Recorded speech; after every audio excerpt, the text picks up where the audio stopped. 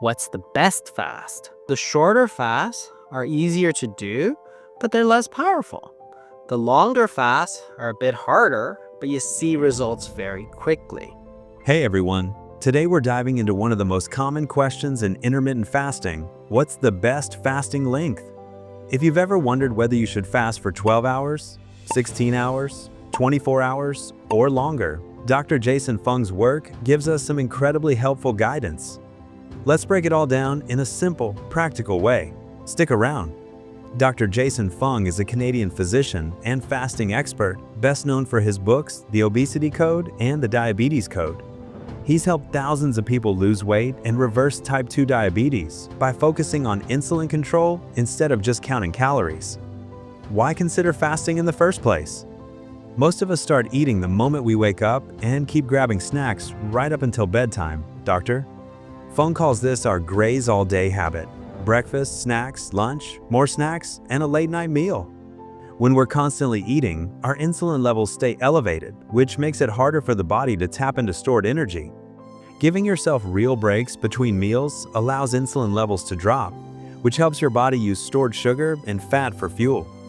Studies show that intermittent fasting may support better blood sugar control, improve insulin sensitivity, reduce inflammation, and even benefit heart health. That said, fasting isn't a miracle solution. What you eat still matters. When you do eat, choosing nourishing, balanced foods is key. The question I hear all the time is, what's the best fast? There's not really one. They all have advantages and disadvantages, so the shorter fasts are easier to do, but they're less powerful. The longer fasts are a bit harder, but you see results very quickly. The most popular fasts actually are the shorter fasts done a little bit more frequently. So the 16-8 and the 24-hour fast are the most popular. And there's a good reason for this. It's important to make sure that you're able to fit the fasting into your lifestyle. So if you do a 16-8 schedule, for example, by skipping breakfast, well, that's easy because nobody really minds if you just have a coffee at breakfast time.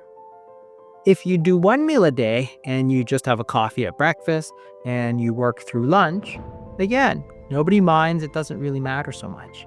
As you start to get into the 36-hour fast, now you're missing dinner time, which is the most social meal in most Western lifestyles. It's often one where you're taking with friends, where you're taking with family, where you're sitting down at a meal together to share how you did during the day. So it becomes a little awkward as you start to get into those longer fasts. And when it becomes difficult to fit it in to your daily schedule, your life schedule, well, the harder it's going to be to keep it going. So therefore, what works well for most people is the 16-8 fast and also the 1 meal a day fast. Let's discuss two of the best fast lengths that recommend Dr. Fung. Number 1. The 16-8 fast time restricted eating. The 16-8 method is one of the most approachable fasting styles Dr. Fung talks about. You fast for 16 hours and eat during an 8-hour window, for example, eating from 12 p.m. to 8 p.m. Most of the fasting time is simply overnight, which makes it easy to stick with. This schedule helps lower insulin levels long enough for your body to switch from constantly burning incoming food to tapping into stored energy. Many people find it boosts energy, reduces mindless snacking, and naturally supports weight loss without feeling extreme. Number 2. 1 meal a day. OMAD. OMAD is a more intensive version of intermittent fasting where you eat one satisfying meal within about an hour and fast the remaining 23 hours. Dr. Fung highlights this as a powerful tool for breaking through plateaus or for people who enjoy a simple, no guesswork routine. OMAD gives your body a long break from insulin spikes, which can accelerate fat burning and improve metabolic flexibility. While it's not for everyone, many people appreciate how straightforward it is: just one good, balanced meal, and you're done. Here's the key. Make sure that it's something that you can fit into your lifestyle. Remember that you're trying to fit the fasting into your lifestyle. You're not trying to fit the lifestyle into your fasting. So what's the best fasting length? Here's the truth Dr. Fung emphasizes.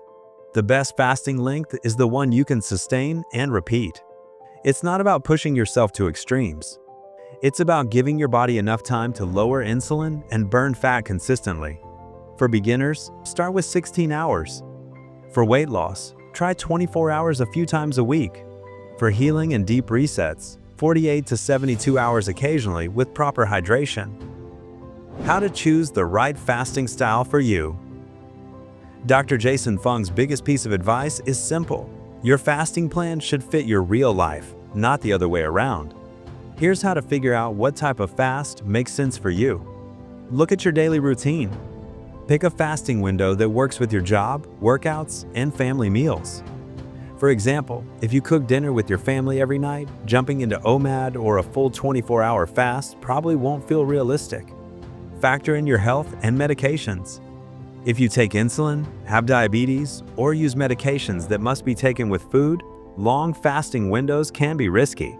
In these cases, medical guidance is essential. Be honest about your hunger habits. Some people barely notice skipping breakfast, others get irritable and shaky. Starting with a simple 12-hour overnight fast is a gentle way to test how your body reacts. Match the fast to your goals. If you're aiming for slow, steady weight loss, something like 16/8 or 5-2 is often enough. If you're focusing on deeper metabolic benefits like improving insulin sensitivity, you may need longer fasts, ideally supervised by a doctor. Know who should not fast. Fasting isn't appropriate for everyone. People with a history of eating disorders, pregnant or breastfeeding women, children, and anyone on medications that require food should avoid fasting unless their healthcare provider gives the green light. Tips for a better fasting experience. Stick to a steady routine. Cleveland Clinic dietitian Julia Zampano recommends keeping your fasting and eating windows consistent. Avoid jumping into extreme schedules you can't maintain long-term. Stay hydrated. During fasting hours, sip on water, sparkling water, black coffee, or unsweetened tea. Skip anything with calories, including sugary drinks and even artificially sweetened beverages, so you don't break your fast unintentionally. Don't ignore electrolytes.